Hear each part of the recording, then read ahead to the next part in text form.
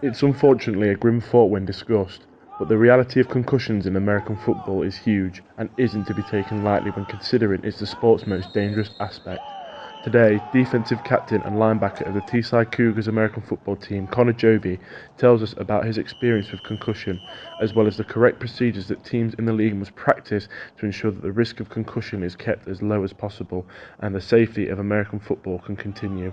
So when the first time I did concussion, it's like more of like a memory blank of like what has happened in like the last hour or so, or your memory gets blurry. But when that type of stuff comes on, I go to my coach straight away because I know how dangerous concussions can be, and there's protocols around it. So as soon as I found out that there's a possible chance that I do have a concussion, they just sat me out for the rest of the game and made sure that I was back to speed because being dazed in a sport like that is very dangerous because you can get blindsided from nowhere and affect the team worse when you're concussed. There are rules in the sport now that, so for example, that visors that you can't use black visors because the referees won't be able to see your eyes to see if you're concussed. It's the same if someone has like goggles that like or contacts that are like will affect the pupils in their eyes. So it is very dangerous because you can get concussed not even in the sport. You can get concussed like just walking down the street and falling over, and it is dangerous. But it's more targeted in American football because there's a lot of like head-to-head collision and a lot of like fast-paced movement in the game.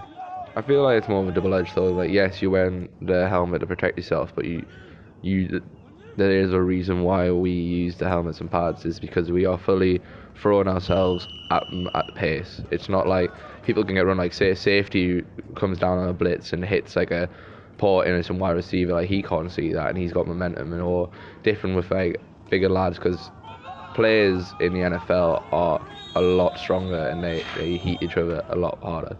But we won't put you in the game if we don't think you're ready. Like if you're not fully prepared and we haven't taught you technique, because at the end of the day, like every player, we always tell you keep your head up, keep your head up. That's literally the number one rule.